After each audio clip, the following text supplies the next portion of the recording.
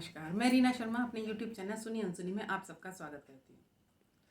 दोस्तों, केदारनाथ में जो केदार रूप में मतलब कि बैल के जो पीठ में त्रिकोण रूप होता है, उसकी शिव जी की वहाँ शिव के उस रूप की पूजा की जाती है।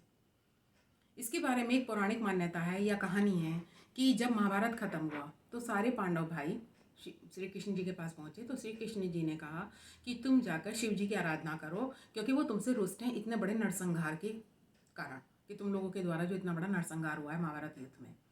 तो सारे पांडव भाई कैलाश जी की तरफ गए, कैलाश पर्वत की ओर शिव जी को मनाने के लिए। जब शिव जी को ये बात पता चली तो वो उनसे काफ़ी रुष्ट थे इस बात से, नरसंहार की वजह से। तो वो अंतर्ध्यान होकर केदार पहुंच गए।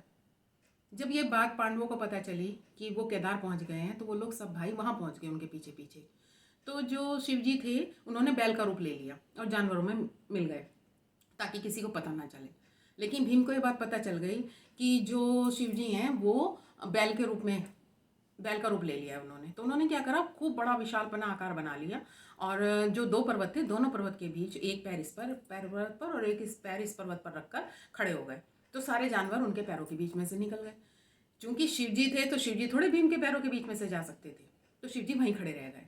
तो भीम ने उन्हें पहचान लिया और उनका जो त्रिकोणा रूप था, जो बैल का पीठ पे त्रिकोण आकृति उभरी हुई होती है, उसको पकड़ लिया और सारे भाई उनके चरणों में गिर गए, उनसे माफ़ी मांगने लगे अपने किए की। शिव जी ने जब उनकी आराधना सुनी, उनका दंडवत देखा, तो शिव जी उनसे प्रसन्न हुए और उन्हें पाप मुक्त कर दिया और वहीं पे उसी रूप में स्थित होने का उन्होंने उनको वरदान दिया और वहीं पर वो स्थित हो गए। उस रूप में जो उनका त्रिकोण रूप का बैल के रूप में, बैल की जो पीठ का अंश था उस रूप में स्थित हो गए। लेकिन जो बैल का पूरा रूप था वो कहाँ पर है, उसको पंच केदार कहा जाता है।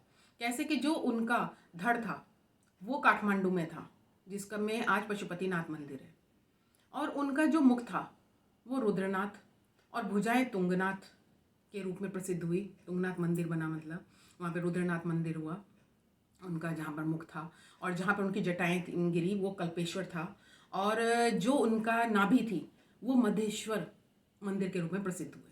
ये सब इधर उत्तराखंड वगैरह में है। काठमांडू में पशुपतिनाथ मंदिर है, बाकी उत्तराखंड में रुद्रप्रयाग से जाने की जगह मिलती है, तुंगनाथ वगैरह। और कहा जाता है मधेश्वर में जहाँ पर इनकी नाभि का पूजन होता है वहाँ पर एक जल स्रोत है और उसमें से जो पानी की बूंदें गिरती हैं, अगर कोई व्यक्ति कुछ बूंदें भी अगर उसकी पी ले तो उसको मोक्ष की प्राप्ति हो जाती है। इतनी ज़्यादा मान्यता है। तो जो हमारी पौराणिक कथाओं में भगवानों के जो रूप मिलते हैं, उनकी लीलाओं के वर्णन हैं, वो अनगिनत हैं।